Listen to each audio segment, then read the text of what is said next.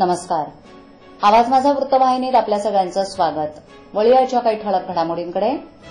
भविष्यात येणारे प्रकल्प युद्धपातळीवर तयार करणार पालकमंत्री शिंदे.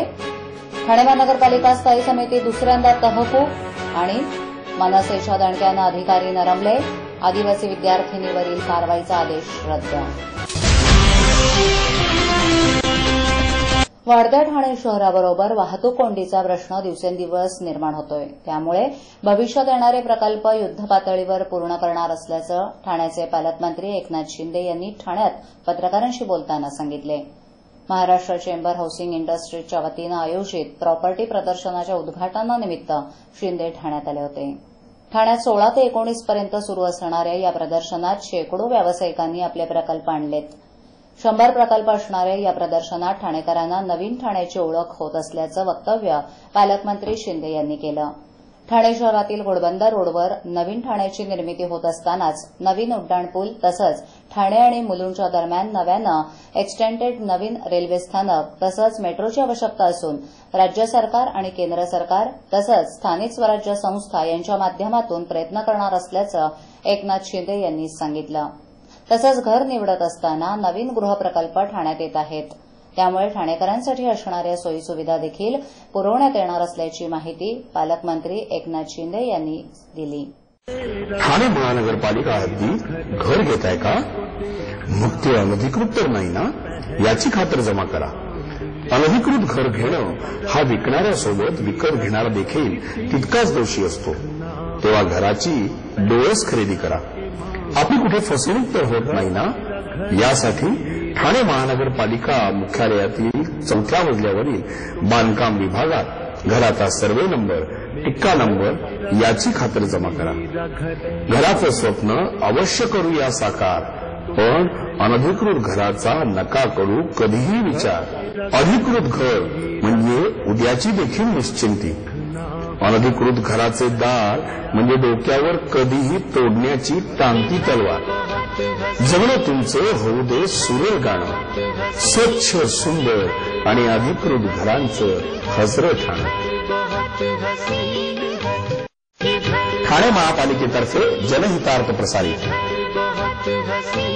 ठाणे महानगरपालिकेच्या कारभाराला यापूर्वी पक्षाच्या आणि सत्ता स्पर्धाचं ग्रहण लागलं होतं. हळूहळू हे ग्रहण दूर होतानाच ठाणेकरांच्या विकासाच्या कामासाठी विविध प्रस्तावांना मंजुरी मिळवण्यासाठी होणाऱ्या महापालिकेच्या महासभा आणि आता स्थायी समितीच्या बैठकींना खंडित आणि तहकुबीचं ग्रहण लागल्याचं चित्र आहे. बुधवारी महत्वाच्या विषयासाठी निर्णयासाठी स्थायी समितीची बैठक अनेक दिवसातून घेण्यात आली. मात्र ती वादग्रस्त ठरल्यानं ती तहकूब करण्यात आली. त्यानंतर तहकूब स्थायी समितीची बैठक शुक्रवारी घेण्यात आली. मात्र अधिकारी उपस्थित होते पण पालिका आयुक्त उपस्थित नव्हते. त्यामुळे आयुक्तांच्या उपस्थितीची गरज असल्यानं स्थायी समिती पुन्हा तहकूब करण्यात आली. या दोन्ही स्थायी समितीच्या बैठकीत विषयपत्रिकेलाच हात घालण्यात आला नाही. आता दुसऱ्यांदा तहकूब झालेली बैठक मात्र सोमवारी दुपारी आयुक्तांच्या उपस्थितीत होण्याची चिन्ह आहेत. पालिकेचे सन 2015-16चा अर्थसंकल्प हा प्रशासनानं तयार केलाय. मात्र हा अर्थसंकल्प सदस्यांनी तब्बल 600 कोटींनी फुगवल्याचा ठपका प्रशासनाचे अधिकारी स्थायी समितीच्या सदस्यावर ठेवत आहेत. सन 2014-15च्या अर्थसंकल्पातील अनेक प्रस्तावित कामं ही निधी नसल्यानं स्लिप ओव्हरमध्ये गेली आहेत.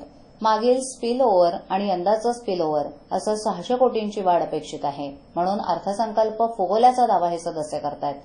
दरम्यान याच वादावरून पालिका आयुक्तांनी बजेट तयार असतानाही सहीच केली नाही. आता तत्कालीन पालिका आयुक्त असीम गुप्ता यांची बदली झाली आणि नवीन आयुक्त संजीव जयस्वाल यांनी कार्यभार स्वीकारल्यामुळे या बजेटवर आयुक्तांची सही किंवा सहमतीशिवाय रेंगाळलेली कामंही मंजूर होणार नाहीत. त्यामुळे स्थायी समितीत अनेक प्रस्ताव हे मंजुरीच्या प्रतीक्षेत आहेत. पण आयुक्तच नसल्यानं पालिका अधिकारी काय सांगणार? यामुळेच स्थायी समितीची बैठक दुसऱ्यांदा तहकूब करण्यात आली. सोमवारी पुन्हा ही तहकूब बैठक घेण्यात येणार आहे आणि या बैठकीला मात्र आयुक्त हजेरी लावणार असल्याचं प्रशासनाच्या वतीनं सांगण्यात आलं. आदिवासी विद्यार्थ्यांच्या विविध मागण्या आणि आदिवासी योजनांमधील भ्रष्टाचार आणि वसतिगृहाच्या दुरावस्थेविरुद्ध आवाज उठवणाऱ्या विद्यार्थ्यांवर कारवाई करणारे अधिकारी अखेर नरमलेत. ठाणे वसतिगृहातील सोनाली धादवड या आदिवासी विद्यार्थिनीला तांत्रिक कारणाखाली वसतिगृहातून बाहेर काढण्याचा आदेश अखेर मनसेच्या दणक्यामुळे अधिकाऱ्यांनी रद्द केला.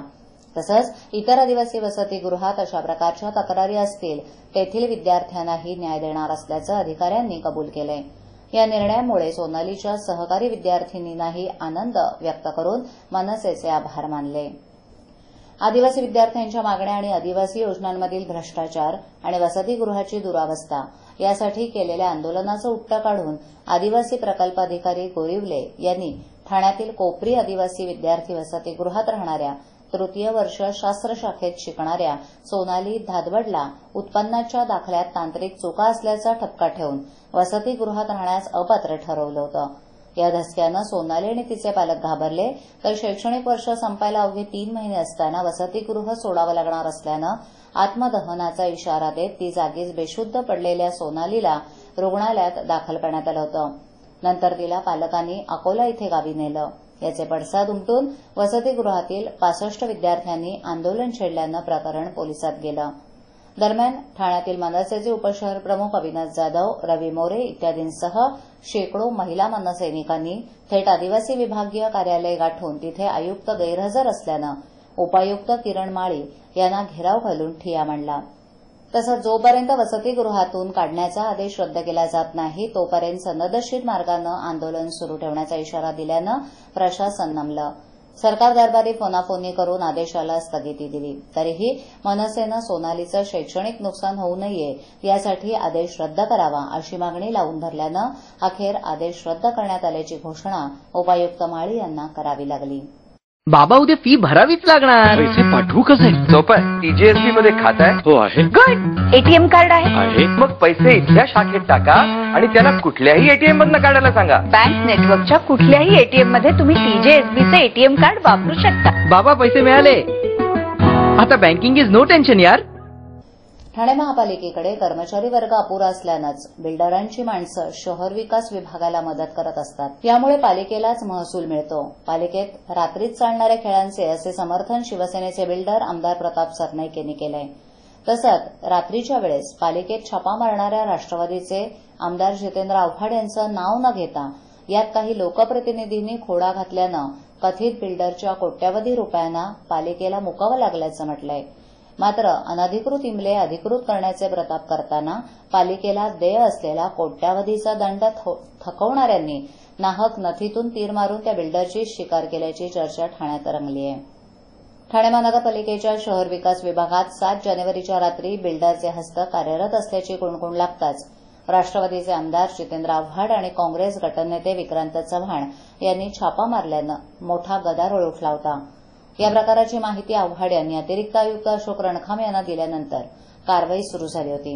या पार्श्वभूमीवर आमदार सरनाईक यांनी पालिका आयुक्त संजीव जयस्वाल यांना पत्र पाठवून जातीनं चौकशी करण्याचं आवाहन केलं आहे. त्यांच्या म्हणण्यानुसार गेल्या वर्षभरातील राजकीय घडामोडींमुळे पालिकेच्या आर्थिक उत्पन्नावर परिणाम होऊन कर्मचाऱ्यांच्या पगारासाठी कसरत करावी लागतेय. तर अपुऱ्या कर्मचाऱ्यांमुळे करोडो रुपये देणाऱ्या शहर विकास विभागाला बिल्डरची माणसं सहकार्य करीत असतात. मात्र पालिकेला महसूल मिळू नये म्हणून काही लोकप्रतिनिधी यात खोडा घालत असल्याचा आरोप त्यांनी केला. तसंच सदरचे प्रस्ताव नियमाला धरून अथवा चुकीचे आहेत का, बेकायदेशीररित्या बिल्डरला फायदा करण्याचा प्रयत्न आहे का इत्यादींसह छापा मारणाऱ्या लोकप्रतिनिधींच्या तक्रारीची चौकशी करताना आयुक्तांनी स्वतः लक्ष घालावं असं म्हटल्यानं 2 आमदारांमध्ये संघर्ष अटळ मानला जातोय. ठाण्यातल्या एका शाळकरी मुलीला रेबीज झाल्याची धक्कादायक माहिती पुढे आली असून पालिकेच्या छत्रपती शिवाजी महाराज हॉस्पिटलच्या डॉक्टरांनी तिच्यावर यशस्वी उपचारही केलेत. रेबीजचा पेशंट आढळल्याची गेल्या 20 वर्षातील ही पहिलीच घटना असून पालिकेनं बेजबाबदारपणे याकडे दुर्लक्ष केलंय.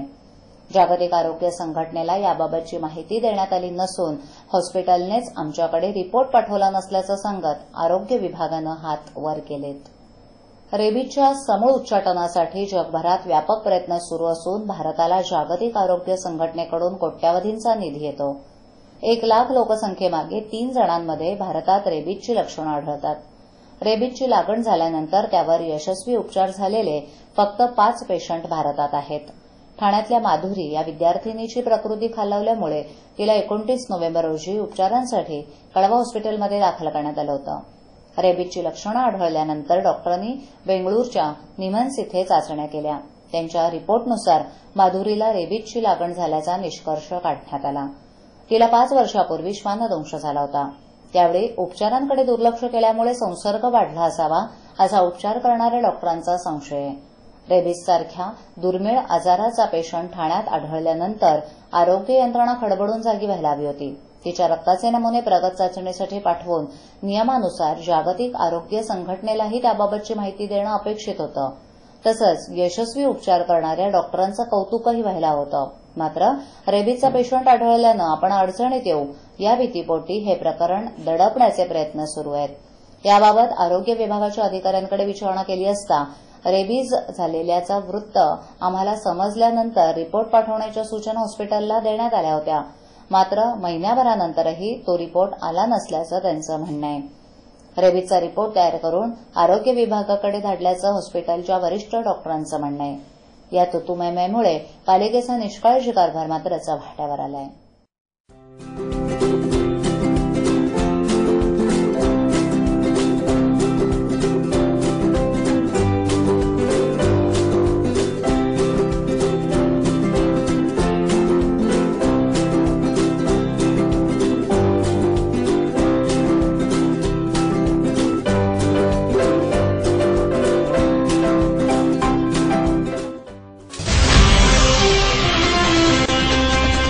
आजच्या ठळक घडामोडी शेवटी पुन्हा एकदा. भविष्यात येणारे प्रकल्प युद्धपातळीवर तयार करणार पालकमंत्री शिंदे. ठाणे महानगरपालिका स्थायी समिती दुसऱ्यांदा तहकूब आणि मनसेच्या दणक्यानं अधिकारी नरमले. आदिवासी विद्यार्थिनीवरील कारवाईचा आदेश रद्द. आपल्या विभागातील काही सूचना अथवा समस्या असल्यास आमच्यापर्यंत जरूर पोहोचवा. आम्ही तुमचा आवाज नागरिकांपर्यंत नक्की पोहोचवू. आम्हाला संपर्क करण्यासाठी आमचा पत्ता आवाज माझा 103 सैलेख आदर्शनगर समोर कोलबाड रोड ठाणे पश्चिम. आमचा दूरध्वनी क्रमांक 9773503326. आमचा ईमेल आयडी awazmaza.tvnews@gmail.com. आवाज माझावरील एखादी बातमी पाहिजे राहून गेली असल्यास युट्यूबवर ती तुम्ही पाहू शकता. तर मग उद्या पुन्हा भेटू याच वेळी याच ठिकाणी काही नवीन घडामोडींसह आवाज माझा वृत्तवाहिनीत. तोपर्यंत नमस्कार.